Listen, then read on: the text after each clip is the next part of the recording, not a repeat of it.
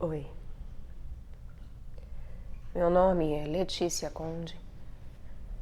Eu gostaria de caminhar e conversar. Eu gostaria de caminhar e observar, aprofundarmos a observação da poesia do corpo, da alma e do espírito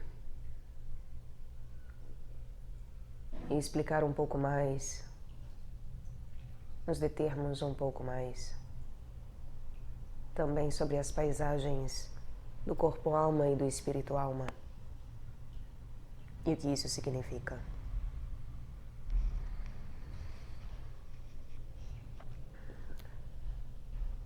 Quando nós falamos de corpo, nós imediatamente pensamos nisso que se move quando a minha boca fala. Quando a minha boca não fala, né? Eu digo, nessa boca que se move quando eu falo, né? Pensamos, eu me mexo aqui e isso é o meu corpo. Nós julgamos que aquilo que nós movemos seja o nosso corpo. Mas nós sabemos que isso que nós chamamos de corpo, ele é, na verdade, um produto, um resultado de um aglomerado de muitos seres ou muitas existências. De bactérias a células que têm uma existência própria, ainda que não independente. As células nascem e morrem. Nós sabemos disso. Há células que são programadas para nascerem e morrerem em um dia, outras em 4 meses, dependendo da sua função no nosso corpo, etc. Como, por exemplo, não é exatamente uma célula, mas a hemoglobina, ela dura 4 meses no nosso organismo. Exatamente o tempo de se passar referente a 4 elementos, né? Aos 4 elementos, 120 dias. E é muito belo observarmos como que, sendo o que nós chamamos de corpo, composto de muitas outras existências, eu consigo ter o discernimento de que a minha célula não sou eu. A vida que ela leva, por mais básica que seja, por mais simples em si mesma, ou por mais complexa, não importa, ela não sou eu. Ela existe em mim. Ela precisa de mim para existir, assim como eu preciso dela para existir. Mas ela não sou eu. E eu não me resumo a ela. Eu não sou as minhas células, sejam quais forem. Eu não sou as bactérias que me habitam. Mas eu preciso das bactérias, especialmente as que são benéficas, para continuar existindo. E essa minha existência, por ser dependente desses seres, dessas existências outras, faz com que nós possamos nos questionar de: será que isso é o meu corpo? Será que eu posso chamar isso de um corpo eterno? Nós sabemos que esse corpo que se move, isso que chamamos corpo e que se move, não é eterno, porque amanhã ou depois, ou daqui a alguns segundos, ou minutos, ou horas, eu posso ter um infarto e cair morta.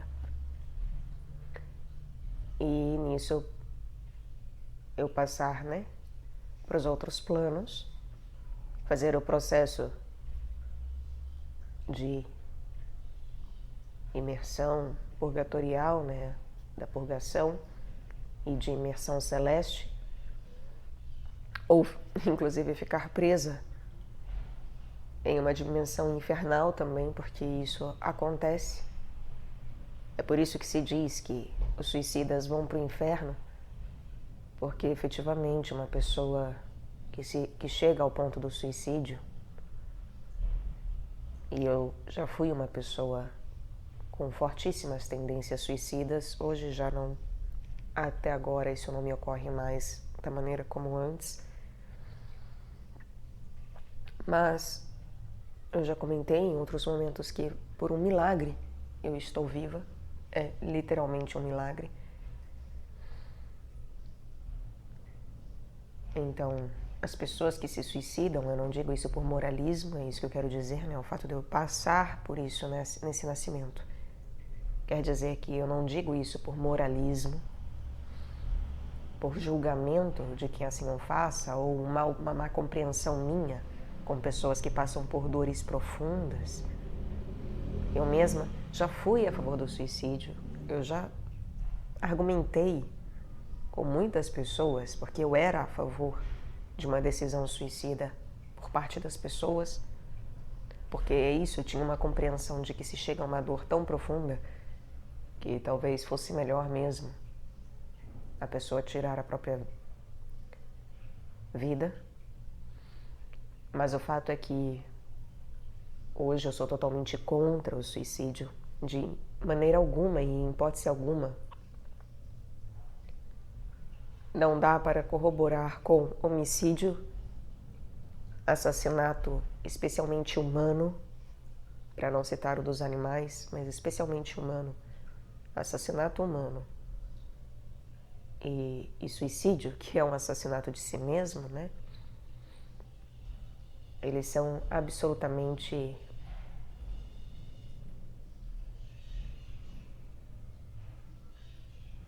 indefensáveis, né? É impossível defender algo assim. E isso inclui o aborto, aliás.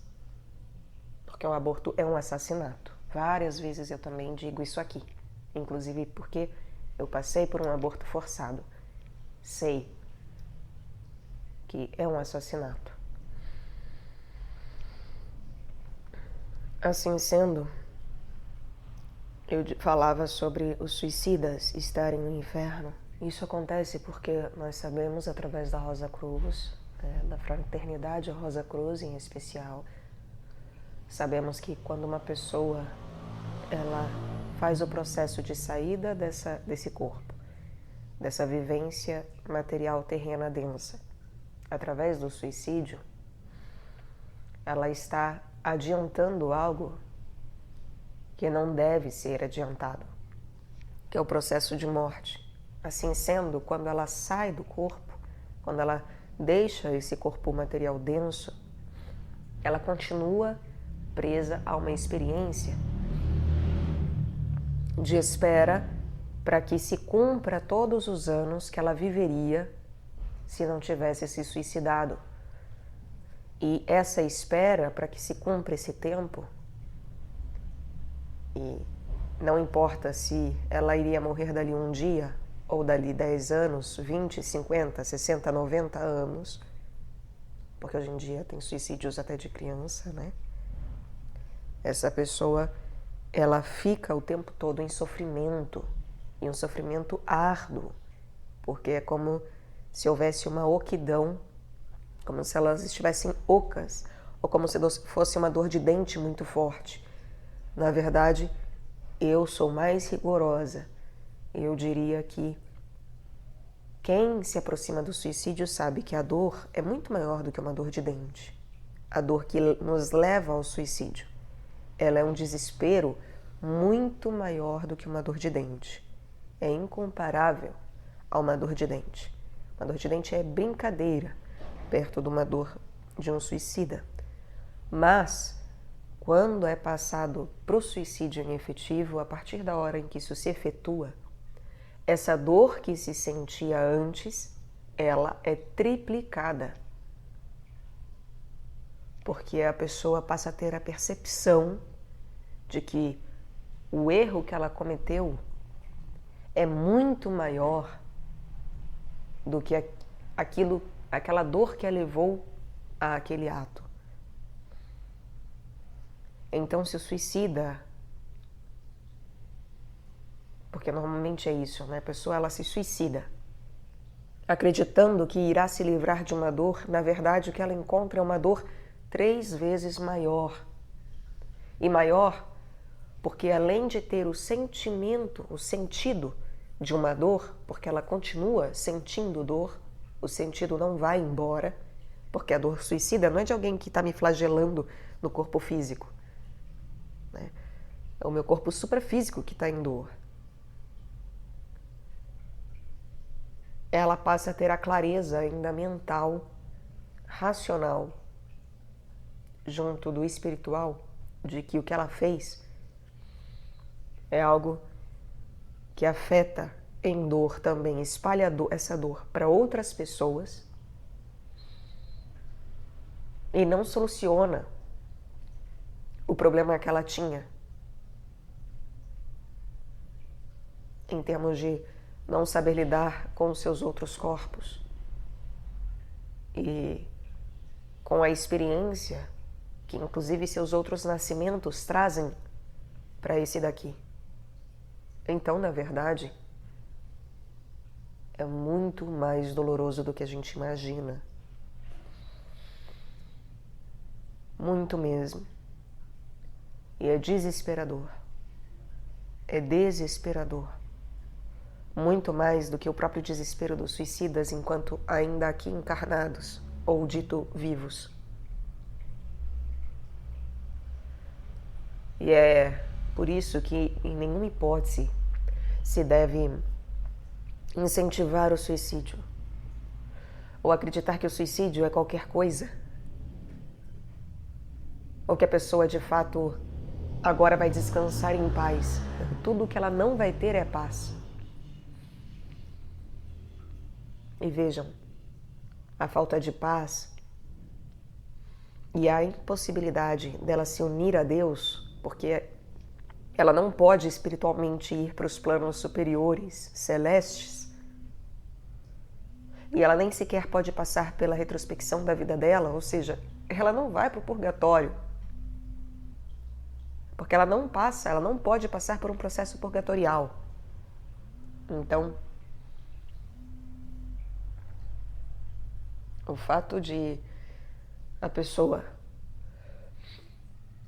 ficar presa nesse tormento, isso é o inferno, meus amores. A gente acha que inferno é um lugar à parte, onde vai ficar lá queimando, porque a gente acha que a gente está acostumado a fazer imagem cristalizada, concreta, através do mundo material denso. Mas não é assim. O inferno é um fogo que nos queima desde dentro. E dentro é de todos os corpos. Não é só o corpo físico que passa pelo inferno. Porque acreditem, é possível uma pessoa estar no inferno desde fisicamente. Mas, em verdade, esse inferno habita internamente todos os corpos da pessoa. E é por isso que mexe com o corpo de desejos, com o corpo vital e com o corpo físico da pessoa que passa por isso. E por isso que eles vão sendo deformados e a pessoa vai sofrendo com essa deformação e tendo que lutar para que ela encontre de alguma forma nela mesma um resquício de humildade para rogar a Deus para que aquilo seja aliviado de alguma maneira. E como é que uma deformação é aliviada? Através da forma. E nós já sabemos, pelas nossas caminhadas, que a forma é a caridade. A caridade é a forma de todas as coisas. Porque, vejam, eu sou um amontoado de células, de bactérias, de coisas diversas, que permanecem unidas, não só por um poder de gravitação e de atração puramente físico, mas sim porque há caridade entre essas existências. Porque elas se doam umas às outras para que a existência coletiva possa acontecer integradamente. Só que acontece que as existências que estão no meu corpo não têm consciência disso, porque elas são vidas elementares, muito básicas, muito singelas, obviamente. Então essas existências não têm consciência. Acontece que nós, enquanto seres humanos, por exemplo, podemos passar a ter consciência disso em relação a Deus. Porque analogamente isso acontece conosco, que vivemos, nos movemos e somos em Deus.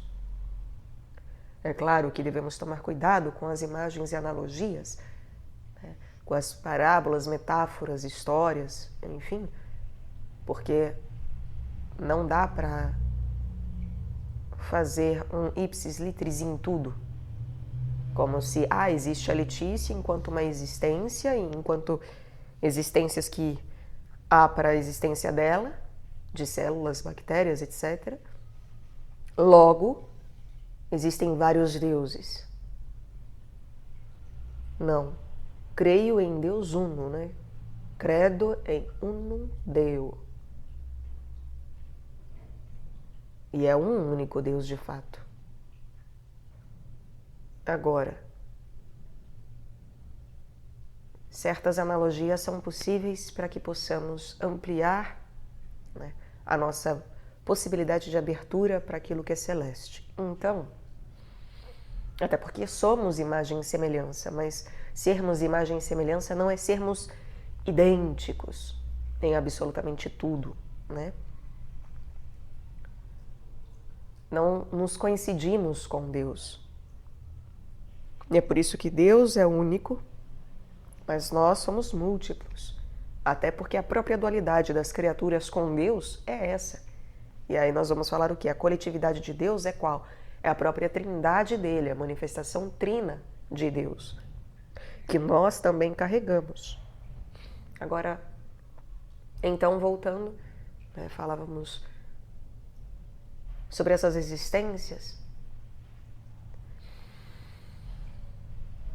E, portanto, eu não posso, assim como as minhas células não podem decidir se matar antes da hora e nem se reproduzir aleatoriamente numa clonagem de si própria, porque isso é o câncer, né? Nós também não podemos fazer isso enquanto lei natural da vida. Nós também não devemos nos reproduzir a nós mesmos de maneira deformada, clonada. Isso é perigosíssimo, perigosíssimo. E desenfreada, mesmo uma reprodução humana pelas vias tradicionais sexuais, o desenfrear das coisas é perigoso.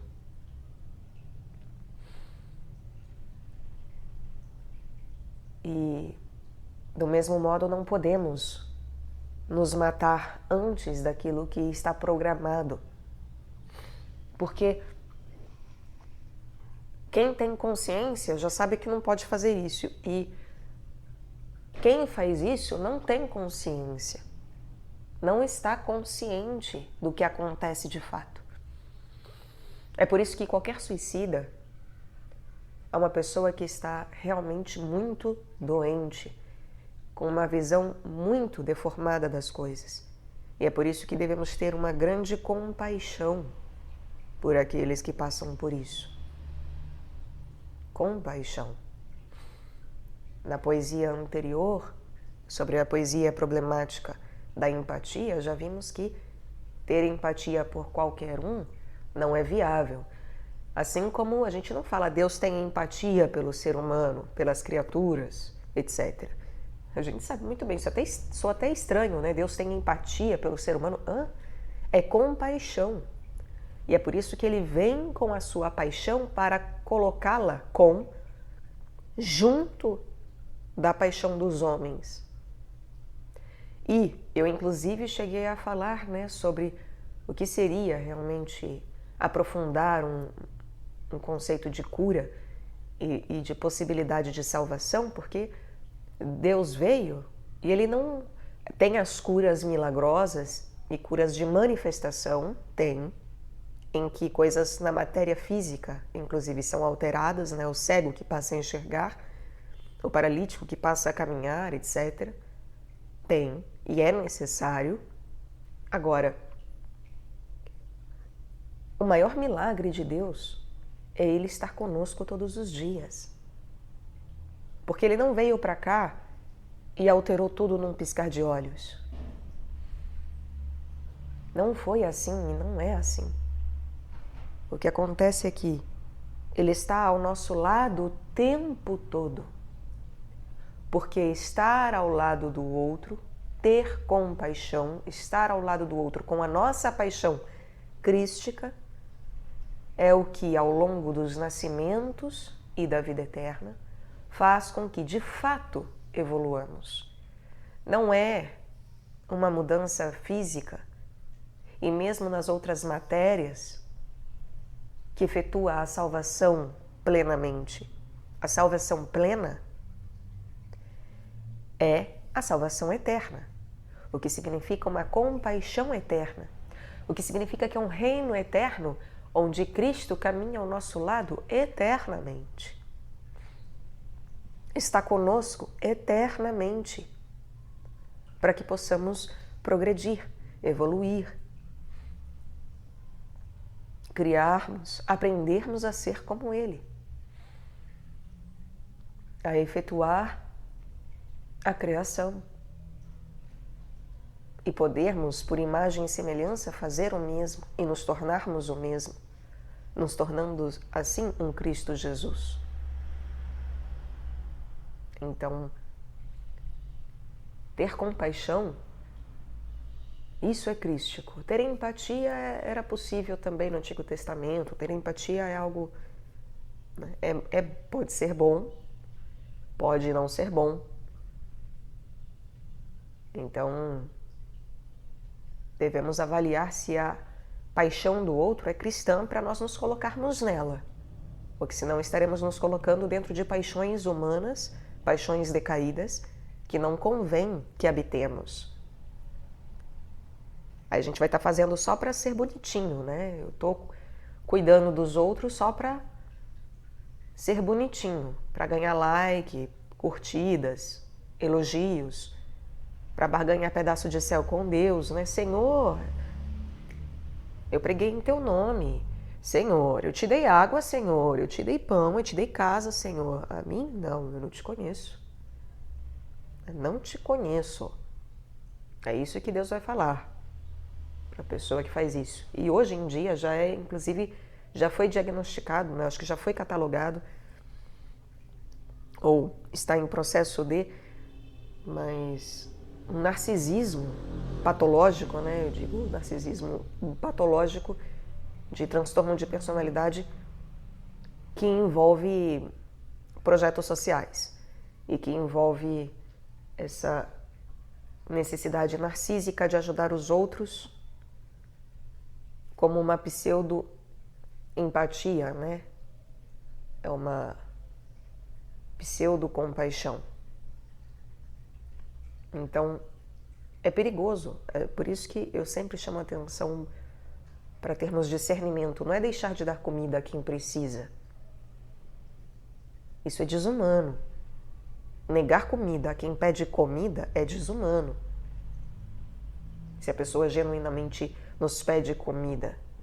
Assim como dar qualquer coisa, né? A pessoa está com fome e a gente dá qualquer coisa, dá bolacha em vez de dar um arroz com feijão, isso também é algo de um equívoco da nossa parte, né? Achar que biscoito, bolacha, etc. é comida. Devemos buscar, né, nos esforçarmos para dentro do possível. Se é a única coisa que nós temos, ok, que se dê a bolacha, mas nos esforçarmos para verdadeiramente darmos comida para as pessoas que têm fome. Comida brotada do chão, comida. Alimento.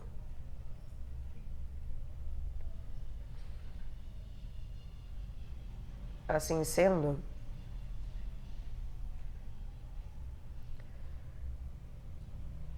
é preciso ter cuidado com o que a gente chama de empatia e com o que a gente tem empatia. E é completamente diferente ter empatia de ter compaixão, né? Sentir compaixão e atuar em compaixão, especialmente se compadecer pelos outros. Pelos pobres, verdadeiramente necessitados, etc.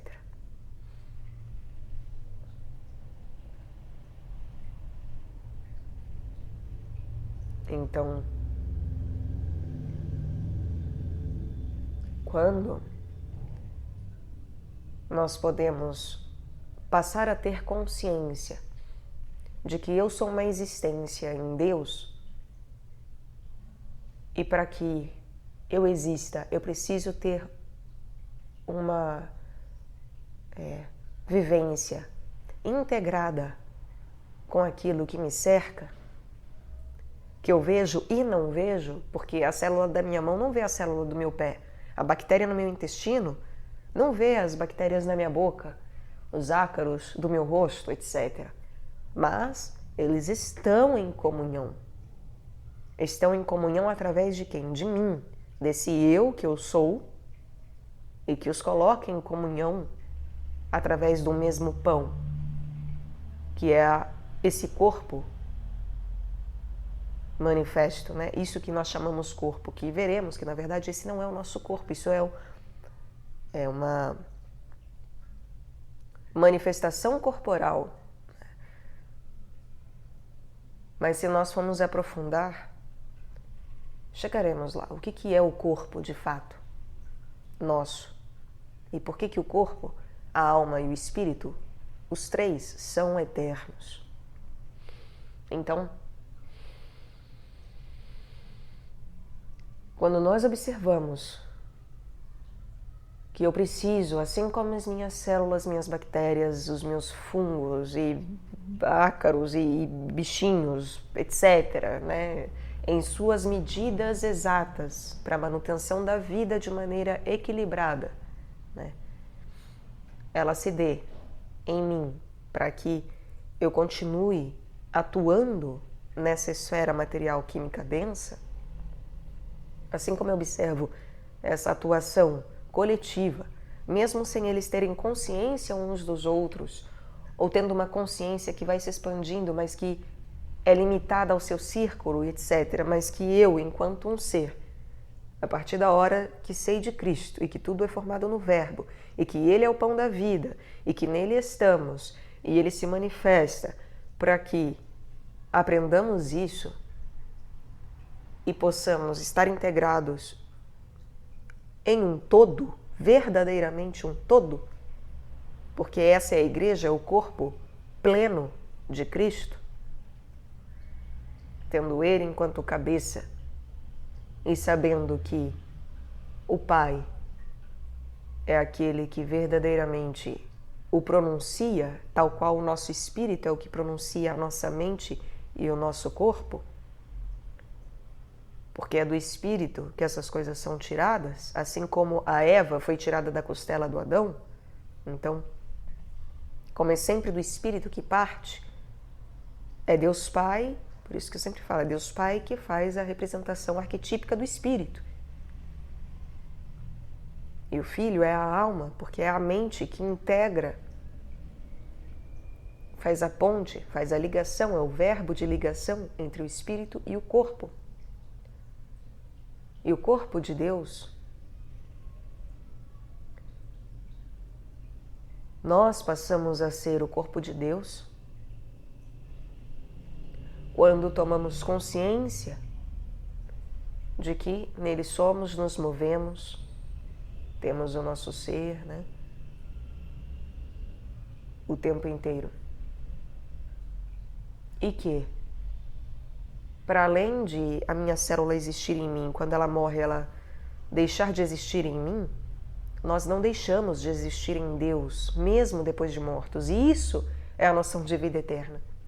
Que mesmo depois de mortos, não deixamos de existir em Deus. Porque podemos cair na falácia de acharmos que porque a célula ou a bactéria deixa de existir em mim, ela morre e deixa de existir em mim, vai existir em algum outro lugar, vai compor alguma outra coisa. Então, nós também estamos temporariamente em Deus, digamos assim. Isso não é possível em relação a Deus. Não é possível, não é viável pensar assim em relação a Deus. Porque, em verdade, mesmo depois que morremos, nós continuamos em Deus. A nossa existência é ligada a Deus eternamente. E nisso, nós podemos ver como que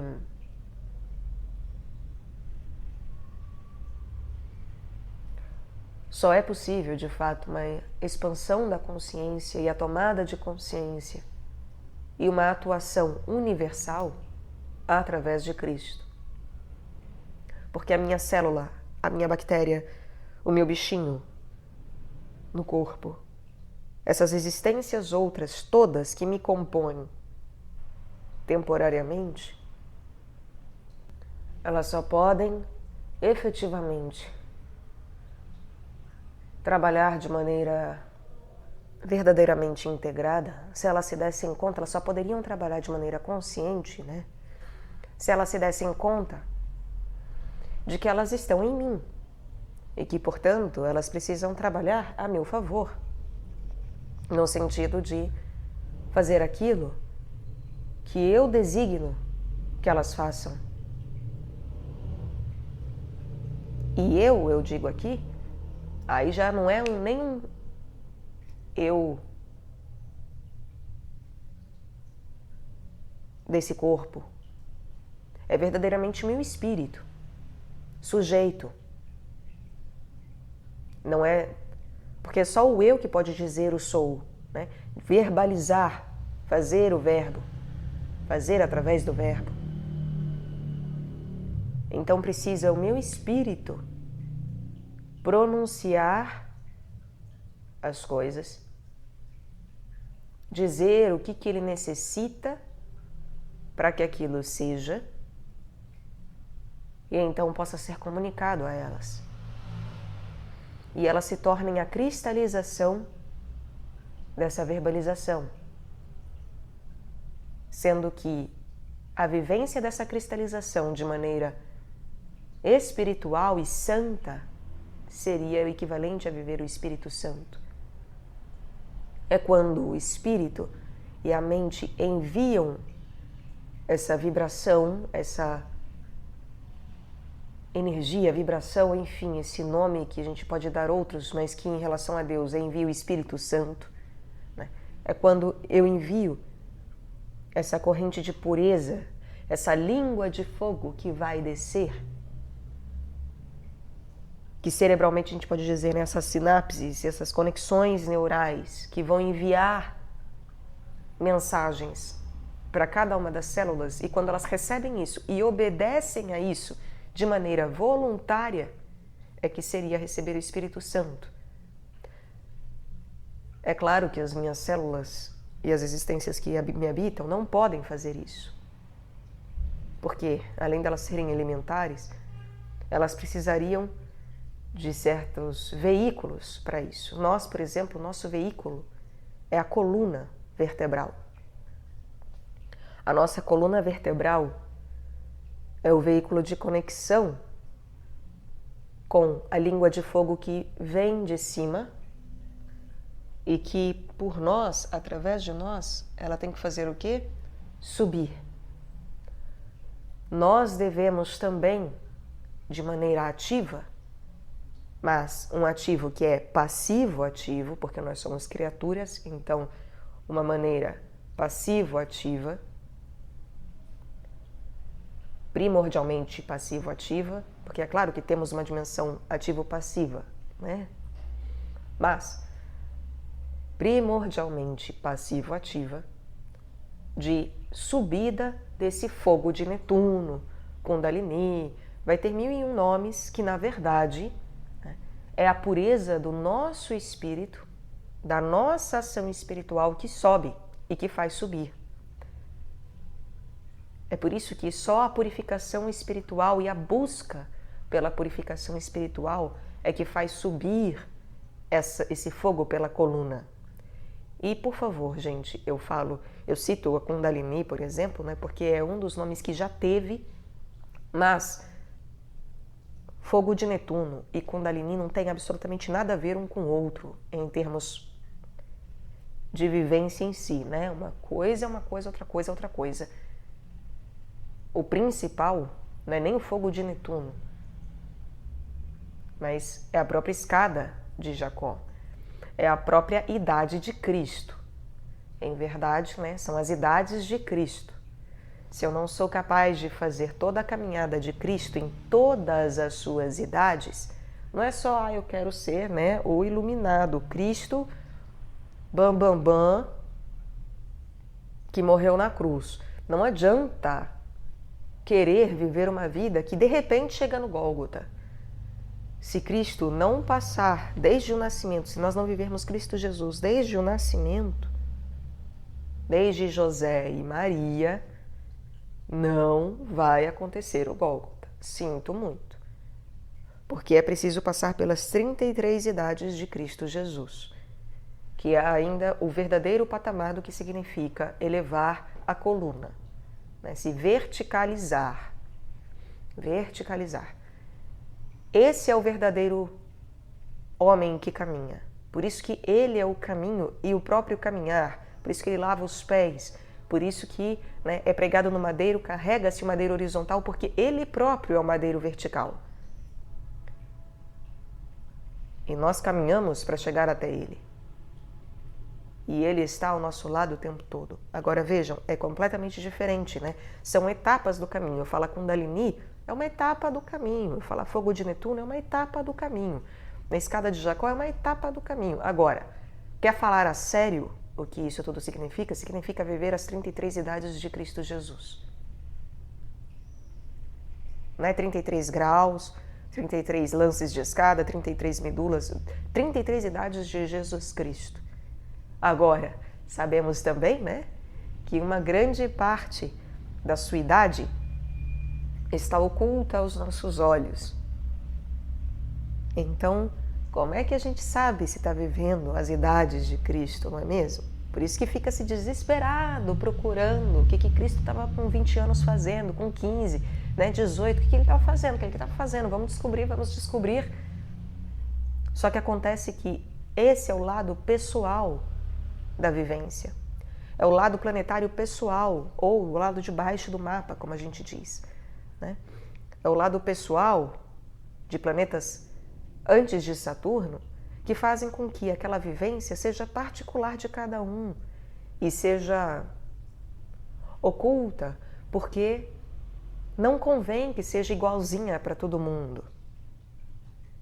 É claro que para os grandes santos vai se passando por coisas similares, porque isso tudo vai se tornando arquetípico, e é por isso que vai se conhecendo as idades anteriores de Jesus. Quer, né, iniciados de alto grau, santos, né? Os santos, esses conhecem a vida pregressa de Jesus. Eles conhecem, eles podem não saber verbalizar, falar, com 20 anos Jesus estava fazendo feira lá não sei aonde, mas eles conhecem a vida de Jesus. Antes dos 30. Eles podem não ter consciência de que conhecem, mas eles conhecem. Tá? É a vida de carpintaria. É a vida de carpintaria, é a vida junto de José. Né? De aprender a lidar com a madeira, com a expressão física do corpo. E expressão vital do corpo. E expressão de desejos do corpo. Cada um vai ter uma fórmula específica, pessoal e intransferível.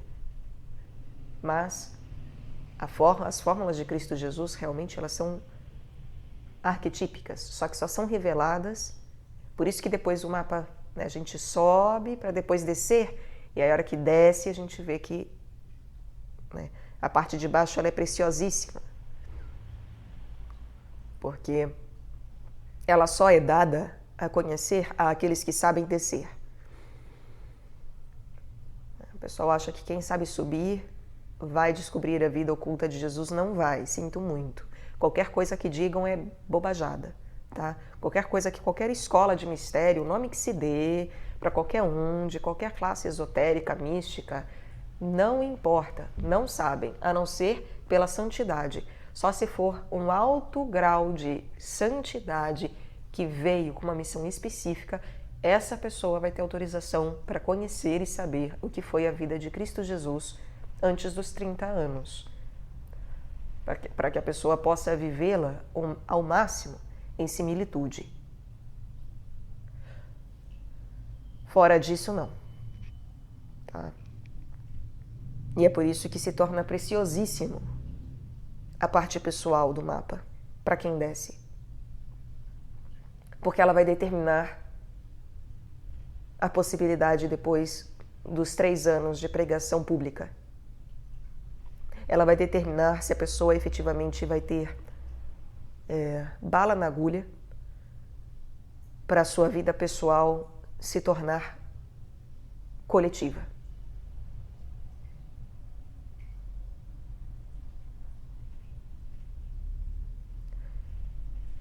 Então, nós somos seres, existências que têm a possibilidade de tomar consciência de todo esse processo e de tomar consciência de que eu sendo essa existência em Deus, ao comungar de Cristo, junto do Pai, porque Ele leva ao Pai, ou seja, se as minhas células mentalmente obedecem à minha pessoa, se elas obedecem à minha mente, e aí lembremos, a mente, para verdadeiramente ter capacidade de ordenação e de reinado, ela tem que estar assentada no coração. Então, se obedecerem ao meu coração e à minha mente, porque daí ela vai levar ao Pai,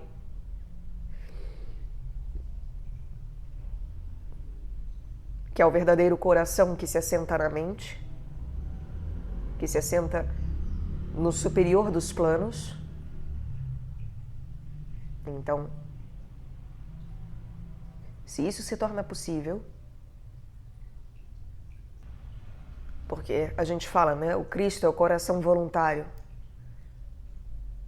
mas o verdadeiro coração, né, o cerne de tudo é o Pai, né, o verdadeiro dador de vida,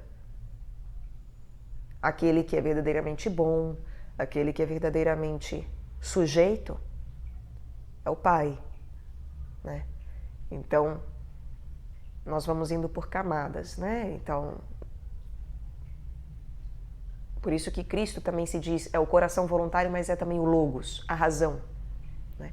Aquilo que nós concebemos enquanto lógica, etc.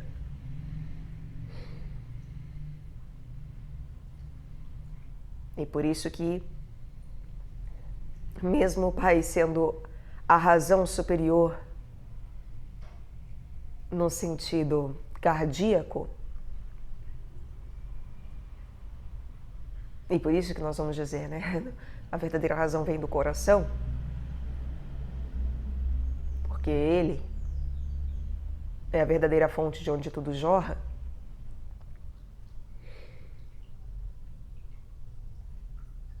Então, eu espero que eu não esteja ficando demasiadamente entroncado em termos de imagens. É porque precisa se ultrapassar as imagens. É por isso que as imagens e as palavras ainda são falhas. Ainda, né?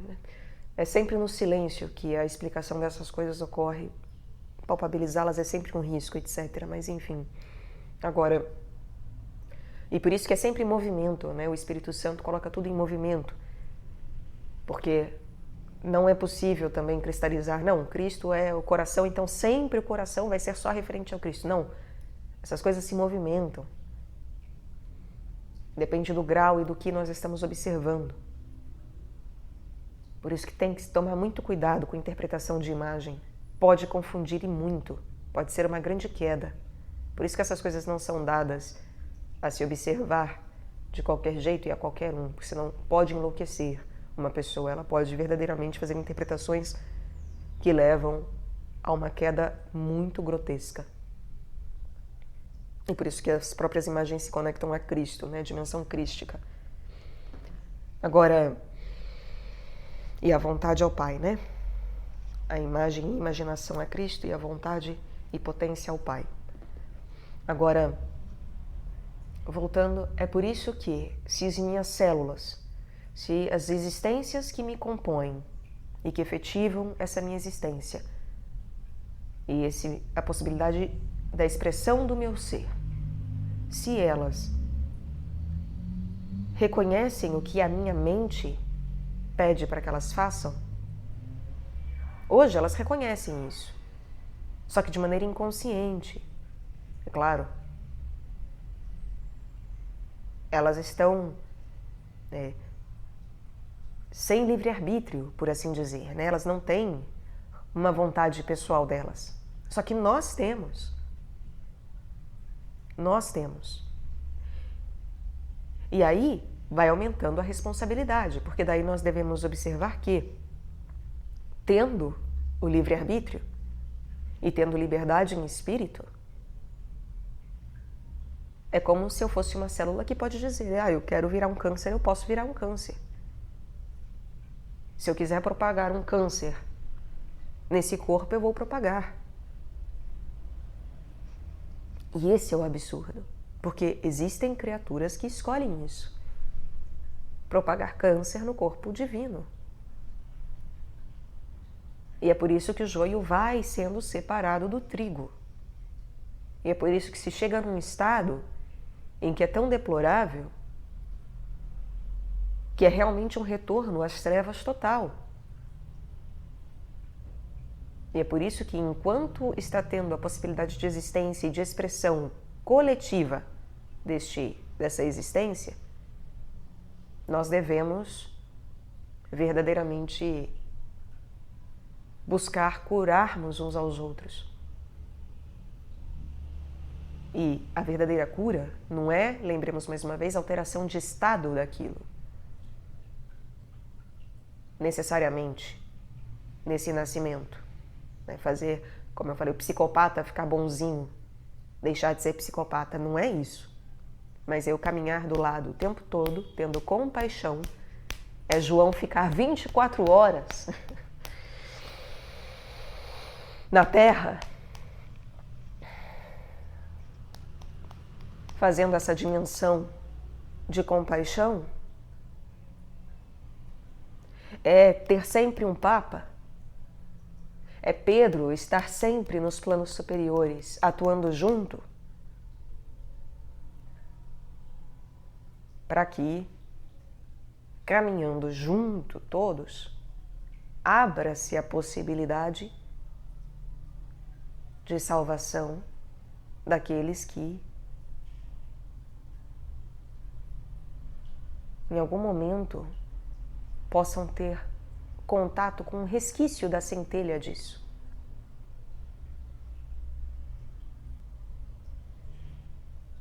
Então, observar isso ao longo de vários nascimentos. E é por isso que a gente sabe que Cristo continua junto de nós, aqui na Terra, não de maneira palpável, né?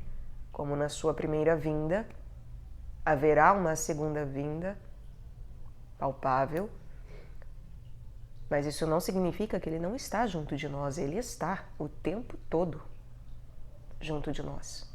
E ele vai até o Pai e volta e faz esse movimento como um movimento solar de aproximação e afastamento, né, e do raio cósmico de Cristo que entra na Terra e sai da Terra o tempo todo o ano e todo o momento, todo segundo, todo dia, todo minuto, etc. Tem o movimento fractal disso, porque essa é a efetiva cura. Essa é a verdadeira vigília permanente e eterna. Porque é onisciência. Porque é ter consciência durante todo o tempo e todo o espaço. Nós não logramos isso, mas Deus sim. E nós devemos buscar isso em imagem e semelhança ao máximo. Ao máximo. E, portanto, é por isso que se torna possível uma pessoa que tem um câncer passar por um milagre desse câncer regredir e até sumir. Pensa que tem pessoas que estão em processo psicopático que isso não acontece, que a pessoa ao longo de vários nascimentos também não tem a possibilidade de o seu estado regredir e voltar a uma sanidade, a uma possibilidade de progressão da sua sanidade? Existe isso. Existe. Nós próprios estávamos passando, a queda é o processo psicopático em si, inclusive. É a psique que fecha os olhos e se divorcia de Eros. É a psique que casa-se consigo mesma, se fecha em si mesma. Só que não porque a queda é um processo psicológico. Não é algo psicológico. Eu sempre falo, é sempre para além da psicologia. Eu uso palavras da psicologia, mas é verdadeiramente espiritual o que acontece.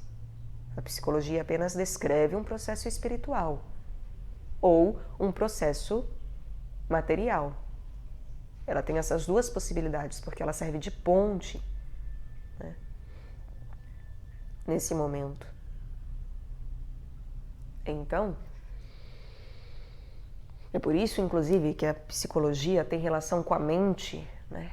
Psique é a mente e a mente é Cristo, e por isso que ela serve de ligação, mas ela, em efetivo, deve levar ao espiritual, que é o Cristo que leva ao Pai. Por isso que o Cristo não é o fim último. Ele é o início e o fim, sim, mas fim último em termos de, né, me tornei um Cristo, isso basta. Não, se tornar um Cristo significa também ir até o Pai, né? Ser levado às coisas espirituais e, portanto, psicologia que não leva a coisas espirituais não é psicologia, sinto muito. Obra de arte que não leva a coisas espirituais não é obra de arte, sinto muito.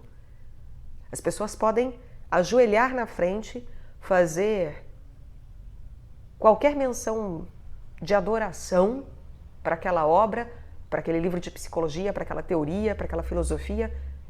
Não é real. Não é verdadeiro. Sinto muito. E é por isso que tem um monte de filosofia que não é filosofia. E um monte de psicologia que não é psicologia. E por isso você tem que ter muito cuidado ao acreditar em certas coisas de psicologia que não leva ao espiritual. E por isso que pessoas também que, né, detestam Jung porque ele leva para o espiritual, porque ele é místico, porque ele é isso, porque ele é aquilo. Eu já coloco os dois pés atrás, assim, e eu já deixo de falar com a pessoa. Eu realmente me afasto de uma pessoa que condena Jung por levar para o espiritual. Porque essa pessoa não sabe o que é psicologia, ela não sabe o que ela está falando, ela está completamente deformada nas suas ideias, na sua vivência, na sua fala. Então é preciso ter muito cuidado. Ter compaixão, sim, mas uma empatia por esse mal, não. Não me coloco naquilo ali como se aquilo ali tivesse justificativa de existência. Não tem. Sinto muito. Porque o próprio mal, a sua justificativa de existência não é enquanto mal, mas enquanto uma criatura divina que tinha arquetipicamente um dever específico, como o dever do rigor, e o rigor não é mal. O rigor não precisa ser mal para existir. E por isso que Deus tem rigor? Tem sim. Deus é um Deus rigoroso. Nosso Deus continua sendo um Deus rigoroso, zeloso. Mas as regras continuam existindo, né? As leis, os mandamentos continuam em pleno vigor. E isso é rigor. Agora, isso não quer dizer algo mal. Nós é que somos imaturos, né? A criança que o pai fala assim, isso não pode, e a criança faz birra, porque, nossa, meu papai é mau, não me deixa sair, não me deixa ver computador, ver televisão, jogar videogame, meu pai é mau, ele não quer o meu bem, ele me odeia, ele não me ama. Deixa a criança se estapear, deixa ela gritar, deixa ela espernear, deixa ela berrar, deixa. O problema é dela. Nós fazemos o mesmo. Nós somos essa criança, cada vez que, Deus tem leis, eu não quero seguir o mandamento, eu não quero ir na igreja, eu não quero fazer o bem, eu não quero seguir isso, eu não quero fazer aquilo, o Espírito Santo me manda, eu falo, não. O Espírito Santo fala, pede desculpas. Não. Eu me humilhar? Não. Não, Deus está querendo mandar em mim. Imagina. Não. Eu tenho minha personalidade, né? Eu sou eu e se quiser que me amem assim, que me engulam assim. A pessoa não entendeu nada do que é personalidade, né? Não entendeu absolutamente nada do que é personalidade. O que é ser uma pessoa.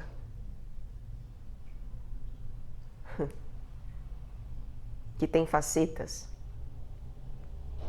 Uma pessoa que tem características individuais. Não entende que para ser verdadeiramente uma pessoa e ter uma persona, ter personagens, máscaras sociais e individuais, que são arquetípicas, e que é através de um processo de individuação, ela precisa obedecer certos mandamentos, leis e regras divinos.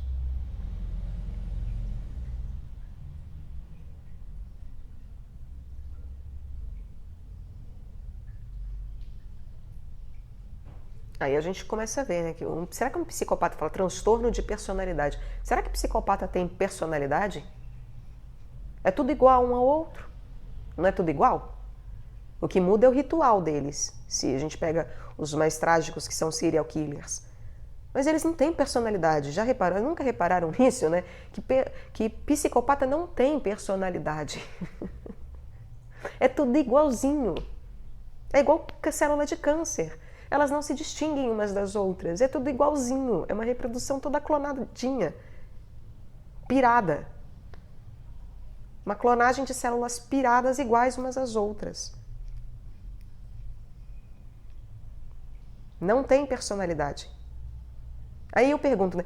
Falam hoje em dia, é errado falar psicopatia. Aí eu mostro que não, psicopatia é o melhor termo que pode haver porque é uma paixão por si própria, né? Da psique por si mesma. Aí eu pergunto, será que a pessoa tem personalidade? Porque talvez ela não tenha transtorno de personalidade, porque ela não tem personalidade. Ela dissimula personalidades. Ou dissimula uma personalidade. Mas ela não tem uma personalidade, porque ela não tem uma persona, porque ela não é um indivíduo, porque ela não tem possibilidade de individuação. Porque ela não é uma pessoa com P maiúsculo. Olha que complicação. Aí a gente vê o quanto a nossa ciência, coitada, ainda está perdida. O quanto nós estamos caminhando, tateando no escuro ainda, e ainda falta muito. Muito que pode se dar num piscar de olhos, graças a Deus, tomara que seja, Deus queira que seja, a minha vontade vaidosa diz que sim, porque é desesperador, tem vezes. Enfim, fica o desabafo aí, né? Mas Deus está conosco e é conosco. Louvado seja. De toda forma, nós temos essa percepção de que Eu, inclusive, se a gente for levar a sério, né, eu só sou uma personalidade. Se a minha primeira casa existe, ou seja, se o Cordeiro nasce em mim, então quer dizer, no final das contas, tudo se resume a é só em Cristo que acontece, é só em Cristo. Antes de Cristo, por isso que se fala, né, que o Antigo Testamento não tem individuação. É tudo coletivo, é tribo, é clã. Porque é só em Cristo que isso se torna possível. Porque antigamente se estudava o mapa astrológico, mas não se estudava mapas individuais. Se olhava o céu, mas para ver coisas coletivas. Porque só é possível olhar o céu individual de um ser, de uma existência humana em separado, se ela está em um movimento crístico, de fato. Agora, todos estamos na iniciação, nem todos somos iniciados. E é por isso que a gente pode também, de alguma forma, olhar o mapa de um psicopata e tirar certas conclusões. Porque mesmo no coletivo temos processos individuais acontecendo todo o tempo. Só não temos consciência disso, é como as células. Elas estão hoje imersas no inconsciente individual delas e numa pseudoconsciência coletiva, né? Sim, elas atuam coletivamente, então tem uma consciência que é de um todo delas. Mas não tem uma consciência individual. E por isso que chegar ao verdadeiro coletivo é só através de Cristo, né? Não adiantava todo mundo dar a mão e viver em coletivo, não é isso. Não adianta falar que indígena é tudo bonitinho, não tem consciência coletiva verdadeira. Tem a antiga consciência coletiva, assim como as células também têm, né? Uma vivência coletiva, uma existência coletiva de comunhão, porque estão em prol de um mesmo trabalho e das mesmas decisões, etc. Mas, né, estão vivendo para a Terra, para aquilo que elas conhecem de imediato em torno delas.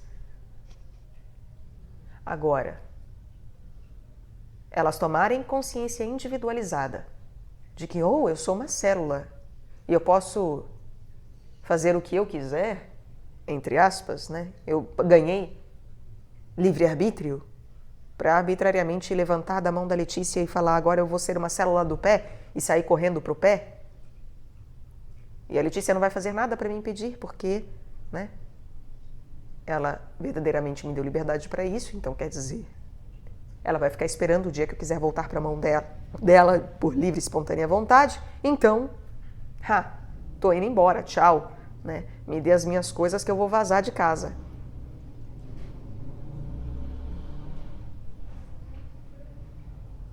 Aí a gente faz isso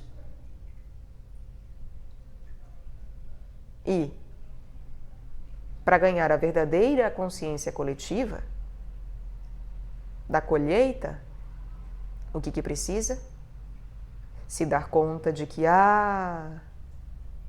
eu sou um indivíduo, eu sou individuado, mas isso só faz sentido, eu sou um Cristo, mas isso só faz sentido se tudo for entregue nas mãos do Pai. E o Pai é o verdadeiro coletivo, porque o Pai é aquilo que é católico, porque o Pai é aquilo que é universal. E a única coisa que é verdadeiramente coletiva é aquela coisa que se torna verdadeiramente universal. Em outras palavras, católica. E por isso o catolicismo é a religião do Pai, fundada em Cristo.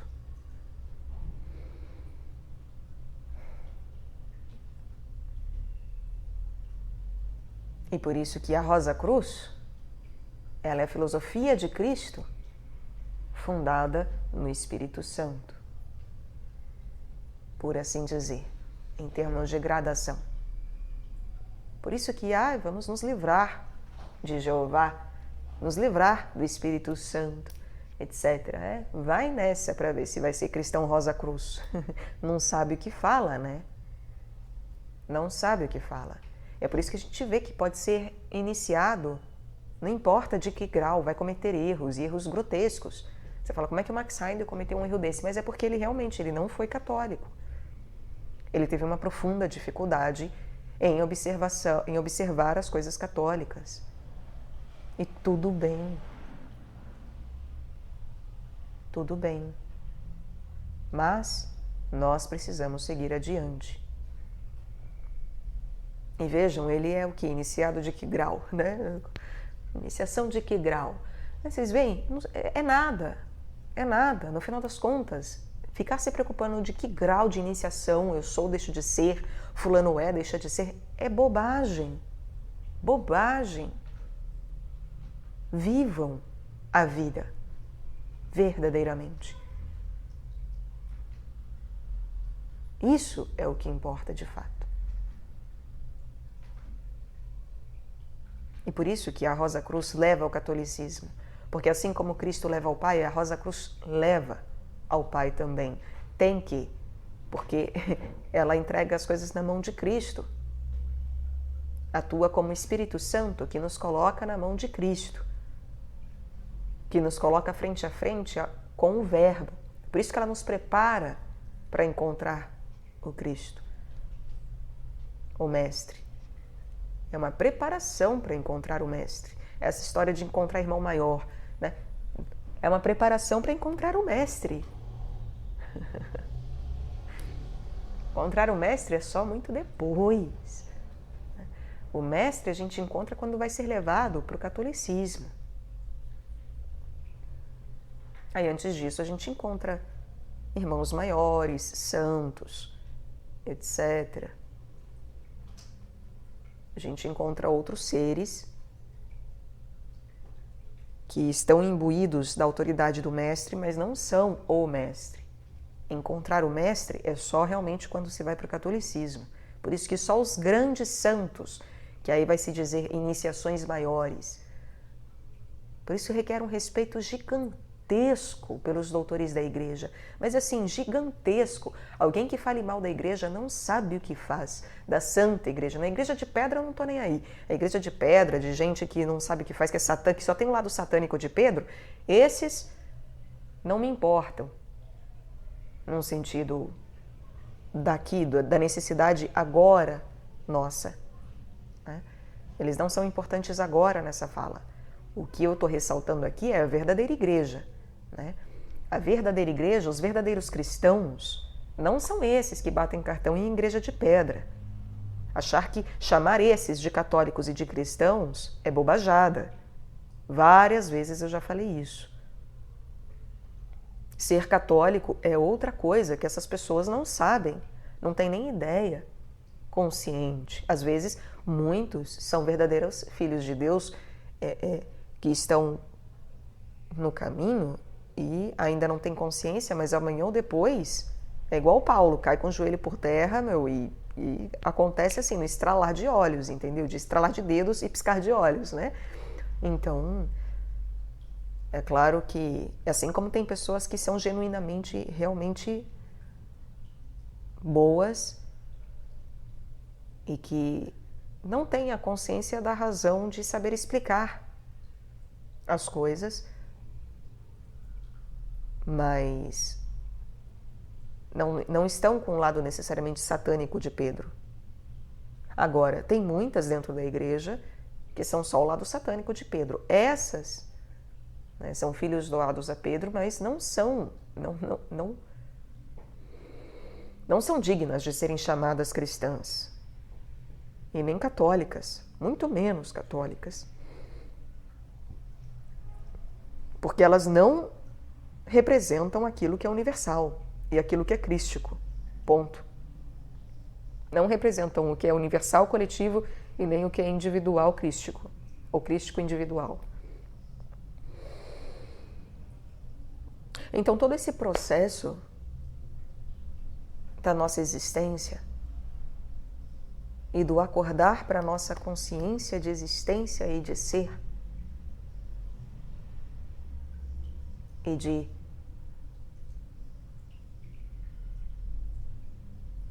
espíritos que somos, em imagem e semelhança a Deus, e, portanto, em processo católico, em processo universal, porque verdadeiramente somos um universo em nós mesmos.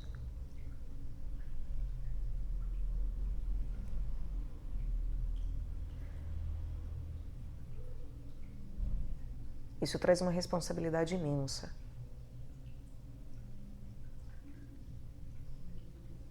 Porque passamos a ter a obrigação de viver de acordo com essas coisas. Então, por exemplo, quem em seu coração guarda essas coisas que eu digo aqui,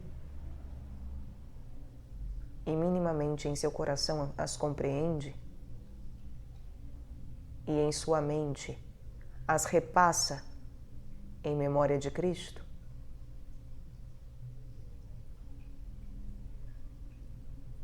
as movimenta em sua mente para a vivência crística, essas já não podem, por exemplo, se suicidar.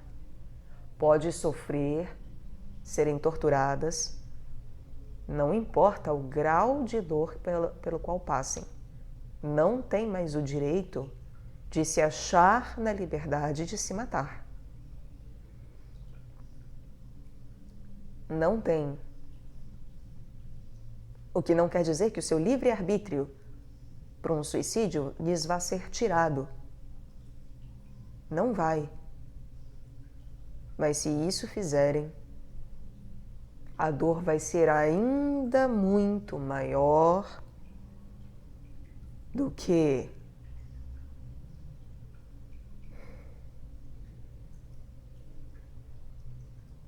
de uma pessoa que está na vida, não sabe dessas coisas todas e se mata. Quanto mais vai sendo dado, mais vai sendo cobrado.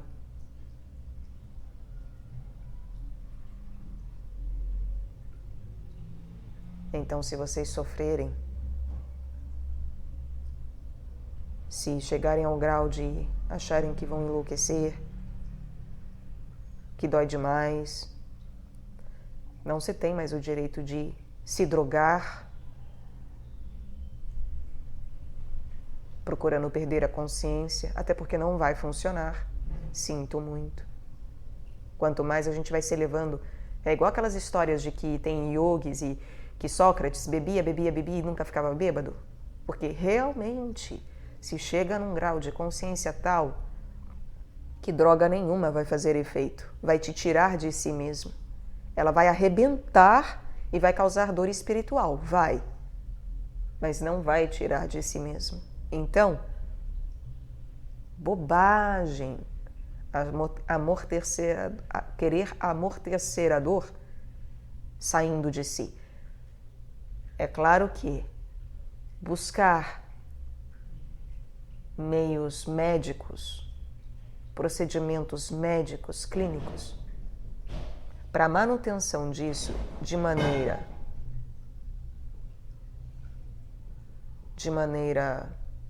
acho que caiu alguma coisa aqui, de maneira a buscar um equilíbrio químico das coisas que estão desequilibradas em nós, e isso é necessário, né? Eu não digo para não buscar ajuda psiquiátrica, por exemplo, mas buscar ajuda psiquiátrica é completamente diferente de... Me perdoem, eu tinha que arrumar aqui. Buscar ajuda psiquiátrica é completamente diferente de se dopar para não lidar com a realidade, para não lidar consigo mesmo, sobretudo, né? Para não olhar para si próprio. É completamente diferente. Assim como não adianta estar com dor, se entupir de doce, de comida. Isso também é como droga. De sexo. Então, meus queridos, quanto mais vocês forem conhecendo as coisas que estão sendo passadas aqui, mais vocês vão sentir dor ao comer em excesso, ao usar drogas, vão sentir dor ao transar e se masturbar. E não porque é sugestão minha e vai acontecer por efeito placebo, mas porque Está na hora de acordar para o fato de que essas coisas, em verdade, são doloridíssimas. Transar, se masturbar, é dor. Se nós não procuramos o outro e esse prazer com uma função específica, porque estamos precisando de fato e é uma necessidade, se é para entretenimento, por prazer, para passar tempo, né, para gozo próprio ou para esquecer os problemas, enfim, se é qualquer motivação que não seja genuína de uma necessidade atual do seu tempo e espaço, vai sofrer. Vai sofrer, vai broxar, vai ficar frígida, impotente. O corpo vai ser mortificado porque o espírito está preparado para essas coisas. E é por isso que não é para qualquer um. E não é qualquer um que escuta essas coisas que vai passar por isso. Eu falo aqueles que guardam essas coisas em seus corações, em seus átomos, guardam essas coisas para repassá-las em suas mentes em memória de Cristo e que são buscadores genuínos das coisas que aqui são dadas.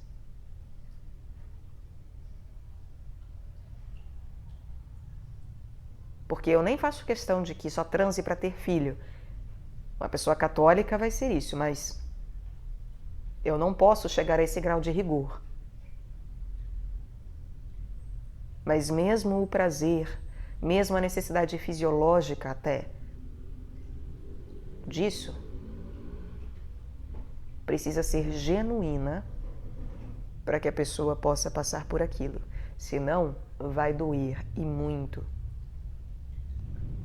E é por isso, e é nisso que eu parei, aliás, é por isso que se diz que a iniciação não pode ser dada a qualquer um.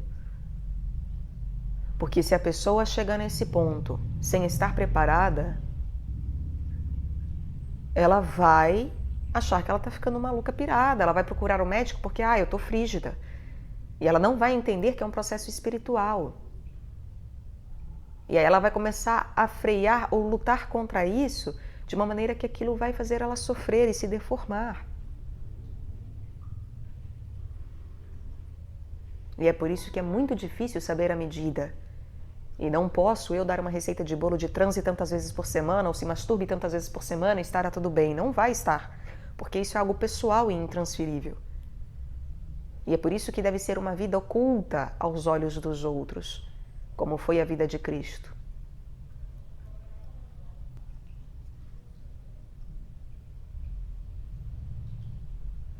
E aí, eu gostaria de observar também, caminhar e observar,